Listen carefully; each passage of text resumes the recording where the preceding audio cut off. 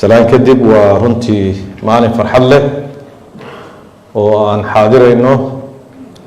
ضد صوماليات أو دليرة أو ليا ودل كدب بدي سين كوكرن قاركود مركي كوادو أركان يصلى بتان أي تهدل كودي halkaas inta ka yimid go'aansaday in ay dalkooda ku soo celiyaan aqoontoodii iyo cilmigoodii isla markaasna ay isku xiraan dalkii ay ka yimaadeen oo ay ku noolaayeen Norway iyo dalkoodii hooyo inay isku xiraan go'aansaday waa bogaadinaynaa haddana sameeyay magacaan Somali Norwegian Chamber of Commerce rugta ganacsiga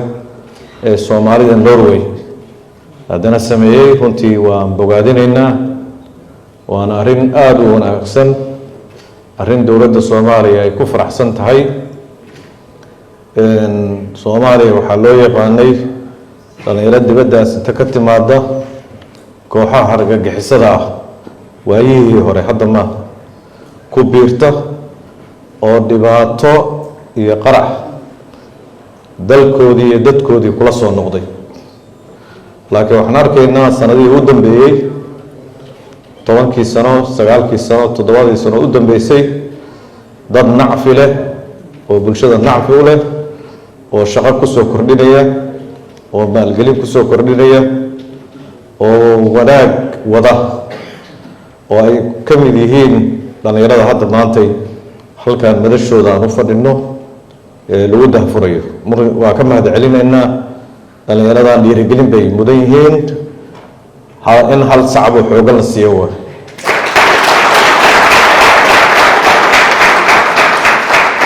waa baahsantihiin waxaan idinku soo dhaweynaynaa dalkeenii hooyo waxaanan annagoo magaca dowladda Soomaaliya ku hadlaya aan idiin ballan qaadayna in wada shaqayn iyo soo dhaweyn iyo howlaha aad u socotiin inay fududaadaan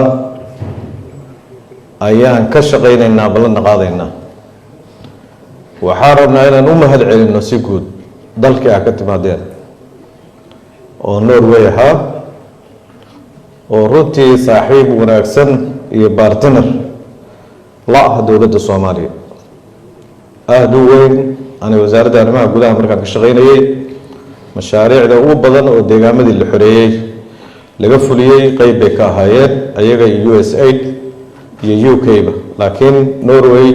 door weyn bay ku lahayd arrintaas marka iyo mashaariic tiro badan xaruntii wasaaradda arrimaha gudaha ayay maalgelinayaan hadda dhisayaan oo runtii xarun weyn oo Boondheere ka dhismaysa marka institutionskii iyo dadka kaalmeyntiisii iyo deegaamadii la xoreeyay iyo dowladda Soomaaliya intaba dal aan xiriir fiican leenahay weeye in dalkaas marka dhalinyaradii wax ku baratay ay ku soo biiraan iyagana awal dalkiiba nala joogay oo Soomaalida ahaana iyaduna waa additional value kale waa qiimo kale ay nagu sii kordhinaysaa waxaana rabnaa dhalinyarada kale oo Soomaaliyeed oo qurbaha joogta ayaan haddana u baaqaynaa dalkan 2 bilyan lacag ku dhaw ay soo galiyaan dadka qurbaha jooga waa lacagta ugu badan deeqaha iyo waxa la yiraahdaa iyo qurba joogtu way isleeyihiin laakiin waxay ku kala duwan yihiin 2 milyan si toos ah halkan u gashaa laakiin deeqaha siyaabo badan baa qarashaad kale u baxaan oo la hubo waliba hadda inay sii korortay sanadka u dambeeyay ayaa la sheegaya marka waa dad qiimo weyn u fadhiya bulshada Soomaaliyeed ma dhahayno hal dal kaliya qayb ka ahaa laakiin dhammaan dalalka ay wada joogaan oo dhan qiimo badan bay u fadhiyaan iskuulada la dhisay tuulo kasta iskuul isbitaal meel maamul برج عيال حنانة حولها مالها حولها لو داوية هذيك اللي ما يصير نقطة مالها بدها مشاريع له وين وبنجيله وهذا ونرجو IBS وكله وفديو وضلك يدبر ضدك صون نقطة كاملة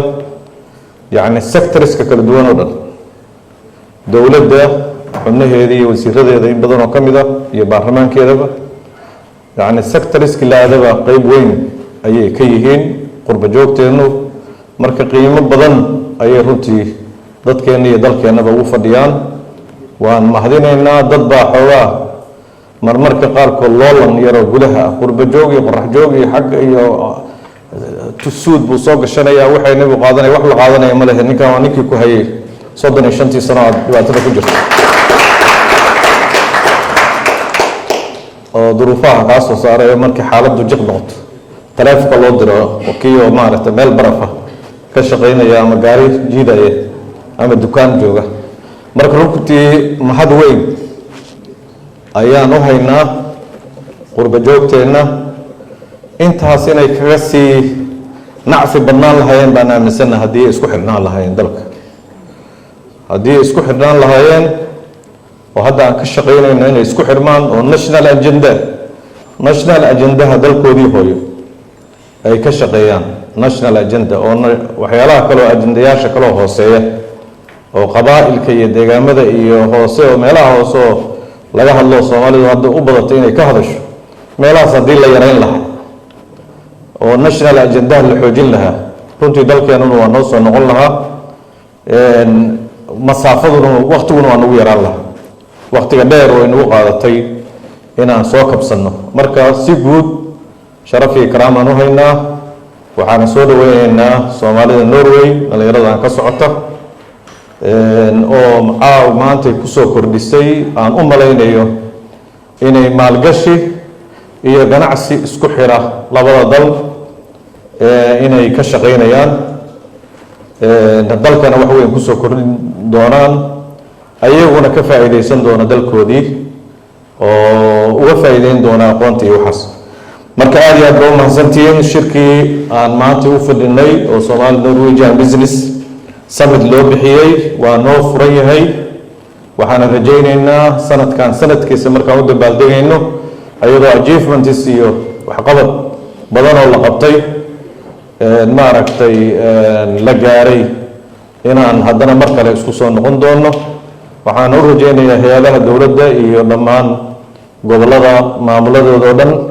in maaragtay gacan loo fidiyo oo la soo dhaweeyo oo aan maaragtay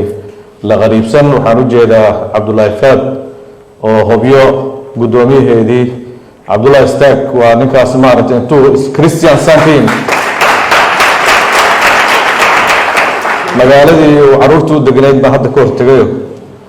meeshaas intuu ka yimid buu hobyo bacaadkeedii doortay wax weynna waa ku soo kordhiyay runtii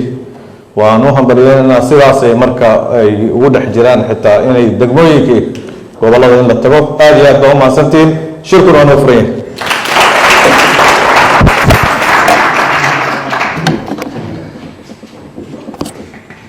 runtii waa mahadsan yahay